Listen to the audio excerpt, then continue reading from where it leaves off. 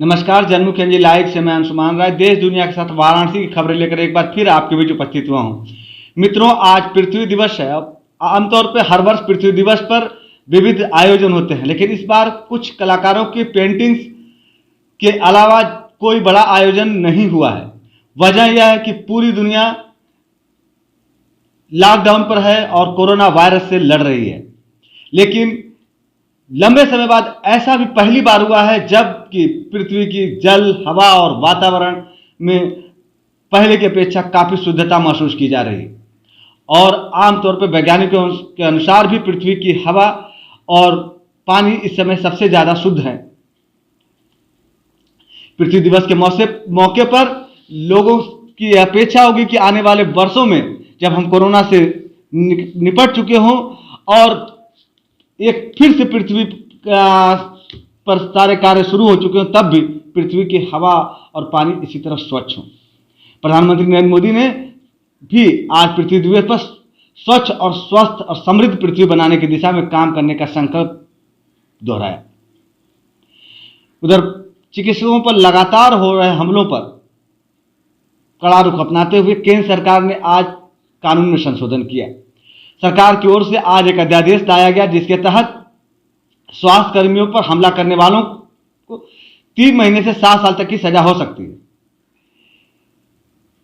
इस बारे में आज हुई कैबिनेट की मीटिंग के बाद केंद्रीय मंत्री प्रकाश जावड़ेकर ने पत्रकारों को जानकारी देते हुए बताया कि सामान्य मामलों में 3 माह से 5 साल तक की सजा और गंभीर मामलों में 6 महीने से 7 साल तक की सजा हो सकती है, जबकि इसमें 50,000 से 2 लाख रुपए तक का जुर्माना भी रखा गया है। इस मामले में आरोपी पाए जाने पर किसी तरह की जमानत नहीं मिलेगी और 1 साल के अंदर इस मामले की सुनवाई कंप्लीट कर सजा सुना दी जाएगी। हाल के दिनों में कोरोना वायरस से चल रही लड़ाई के दौरान कई स्थानों पर जांच के लिए पहुंचे स्वास्थ्यकर्मियों या अस्पतालों में स्वास्थ्यकर्मियों के साथ दुर्व्यवहार की खबरें आई, जिसको लेकर आईएमए द्वारा आज देशव्यापी आंदोलन और प्रदर्शन की बात कही गई थी, जिसके तहत देर रात मोमबत्ती जलाकर अपना विरोध जताया जाना था। लेकिन इससे पहले ही दिन में केंद्रीय गृह मंत्री अमित शाह ने आईएमए के साथ बातचीत कर उनके इस प्रदर्शन को टल।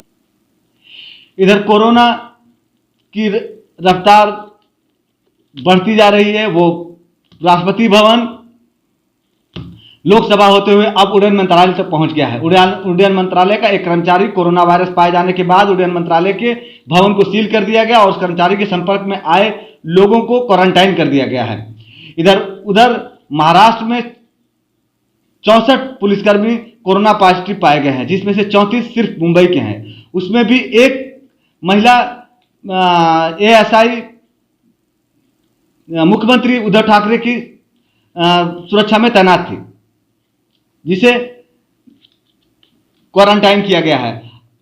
उधर सरकार द्वारा नाना करते हुए भी देश में कोरोना पीड़ितों का आंकड़ा 20,000 को पार कर चुका है। आज 20,200 से ज्यादा मरीज कोरोना पॉजिटिव हो चुके हैं, जिसमें से 15,664 मरीज अभी भी संक्रमित हैं और 650 लोगों की मौत हो चुकी है। 4,047 लोग ठीक हो चुके हैं।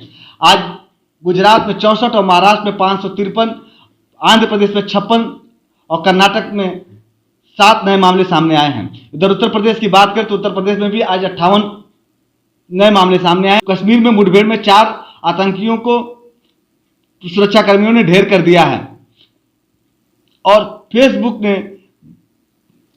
हिंदुस्तान के सबसे बड़े उद्योगपति मुकेश अंबानी कंपनी जियो के साथ एक समझौता किया है। 5.7 अरब के समझौते के तहत जियो ने दावा किया है कि वह छोटे कारोबारियों को इसका लाभ पहुंचाएगी और उनको सामान खरीदने और पैसे के भुगतान में इस नए समझौते का लाभ दिया जाएगा। खबर वाराणसी की। वाराणसी में कल मंगलवार को प्रशासन ने फूल और सैनिटाइजर देकर 11 मरीजों को डिस्चार्ज कराया था, लेकिन आज 3 नए कोरोना पॉजिटिव मरीज सामने आने से प्रशासन की चिंता बढ़ गई और कल देर शाम भी एक और कोरोना पॉजिटिव मरीज सामने आया था। हालांकि ये जो नए 4 कोरोना पॉजिटिव मरीज आए, इनके संबंध पहले जो कोरोना पॉजिटिव मरीज पाए गए हैं उनसे ही रिलेटेड है। आज सामने आए तीनों कोरोना पॉजिटिव मरीज में पितरकुंडा में कोरोना पॉजिटिव पाए गए सुपारी व्यापारी के परिजन हैं, जिसमें एक 45 वर्षीय उसकी बहू और 19 वर्षीय पोती और 15 वर्षीय पोता है।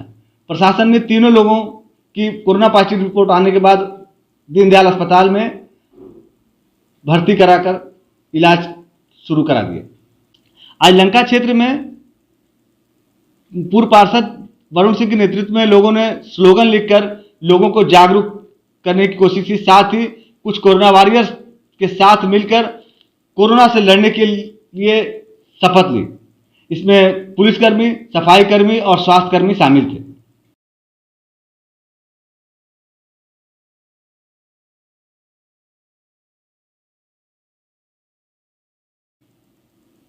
अब आगे बढ़ते हैं तो शासन की अनुमति के बाद ग्रामीण क्षेत्रों में मनरेगा कार्य शुरू हो गया है। कम से कम 186 ग्राम पंचायतों में 1727 श्रमिक कार्य में लग चुके हैं। उधर जिलाधिकारी ने कल एक आदेश जारी कर स्कूलों से जूम ऐप से ऑनलाइन पढ़ाई करने पर रोक लगा दी। साथ ही जिलाधिकारी ने स्कूलों को निर्देश दिया कि बच्चों को 1.5 घंटे से ज़्यादा ऑनलाइन न पढ़ाएं, क्योंकि इससे बच्चे लगातार टैबलेट, आईपैड और फोन पर लगातार देखने से उनकी आंखों पर दुष्प्रभाव पड़ रहा है। आज सुबह खबर आई कि लम्ही में सोशल डिस्टेंसिंग का माहौल उड़ाने के चलते प्रशासन द्वारा कड़ी कार्रवाई की गई। उस एरिया में लगने वाली सब्जी मंडी को कई दिनों के लिए रोक दिया गया है। हालांकि इसको चलते कोरोना पॉजिटिव मरीज पाए जाने की अफवाह भी फैली, लेकिन सोशल डिस्टेंसिंग के मुद्दे पर अभी भी लोगों में जागरूकता की बेहद कमी देखी जा रही है। आज वाराणसी में कई स्थानों से हमारे छायाकार प्रमोद ने फोटो दी है, जिसमें लोग सोशल डिस्टेंसिंग का पालन करते नहीं दिख रहे हैं। दशाश्वमेध की बात है तो कुछ फोटो में कई बैंकों के बाहर लोग बिना सोशल डिस्टेंसिंग का पालन किए लाइन में खड़े हैं।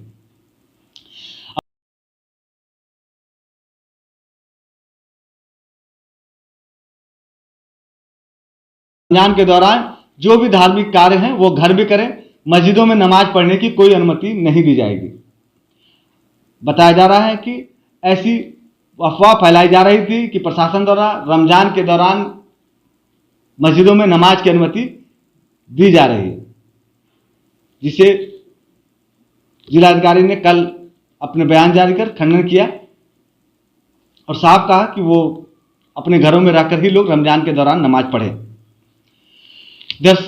सामाजिक कार्य में विभिन्न संस्थाएं अपनी अपनी भूमिका निभा रही हैं। इसमें देवा केंद्र द्वारा दिव्यांगों और असहाय लोगों के लिए राशन वितरण किया गया, जबकि अग्रवाल समाज द्वारा कुछ संकोची परिवारों के लिए राशन किट की व्यवस्था कराई गई। अग्रवाल समाज के सभापति श्री अशोक जी अग्रवाल के नेतृत्व में अग्रवाल समाज के कई अन्य पदाधिकारी मिलकर उन परिवारों से संपर्क में हैं जिनके लोग जरूरत होने पर भी किसी से मांगने नहीं जा रहे और इस मुसीबत के वक्त में परेशान हैं। इसके साथ ही वाराणसी की खबरें आज समाप्त होती हैं। कल हम फिर मिलेंगे कुछ नई खबरें और कुछ नई खबरों के विश्लेषण के साथ। सबसे सटीक और विश्वसनीय खबरें पाने के लिए सब्सक्राइब करें जनमुख NG लाइव को और लगातार अपडेट्स पाने के लिए बेल आइकन को प्रेस करना न भूलें।